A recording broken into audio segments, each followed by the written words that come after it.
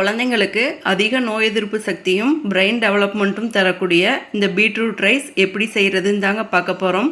இந்த rice 8 month கம்ப்ளீட்டான குழந்தைங்கள்லேருந்து கொடுக்கலாங்க. அதுக்கு 2 டேபிள் ஸ்பூன் அரிசி எடுத்துக்கோங்க. ஒரு 2 டைம்ஸ் நல்லா வாஷ் பண்ணதுக்கப்புறம் திரும்பவும் தண்ணி ஊற்றி ஒரு 30 மினிட்ஸ் மட்டும் ஊற வச்சுக்கோங்க. இப்போ சின்ன சைஸில் ஒரு பீட்ரூட் எடுத்துக்கோங்க. தோல் நல்லா சீவிட்டு சின்ன சின்ன பீஸாக கட் பண்ணிக்கோங்க. இப்போ ரைஸ் நல்லாவே ஊறிடுச்சுங்க. தண்ணியை வடிகட்டிட்டு குக்கரில் சேர்த்துக்கோங்க. கூடவே கட் பண்ணி வச்ச பீட்ரூட்டையும் சேர்த்துக்கோங்க.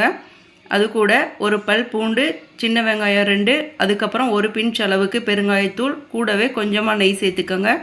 இப்போ 1 கப் அளவுக்கு தண்ணி ஊற்றிட்டு 1 டைம் நல்லா மிக்ஸ் பண்ணி விட்டுக்கோங்க. குக்கரில் மூடியை போட்டு ஒரு 5லேருந்து 7 விசில் வரைக்கும் மீடியம் ஃப்ளேமில் வச்சு எடுத்துக்கோங்க. இப்போ பார்த்தீங்கன்னா ரைஸ் நல்லாவே குக் ஆயிருச்சு. சூடாக இருக்கிறப்பையே நல்லா மசிச்சு விட்டுக்கோங்க. தேவைப்பட்டால் ரைஸ் நல்லா கம்ப்ளீட்டாக ஆறுனதுக்கப்புறம் மிக்சர் ஜாரில் போட்டு ஒரு சுற்று விட்டு கூட எடுத்துக்கலாங்க. இந்த ரைஸை லஞ்ச் ரெசிப்பியாக குழந்தைக்கு ஊட்டலாங்க. இதே மாதிரி ஹெல்த்தியான நிறைய பேபி ஃபுட் ரெசிபீஸ்க்கு நம்ம சேனலை சப்ஸ்கிரைப் பண்ணிக்கோங்க. தேங்க்யூ.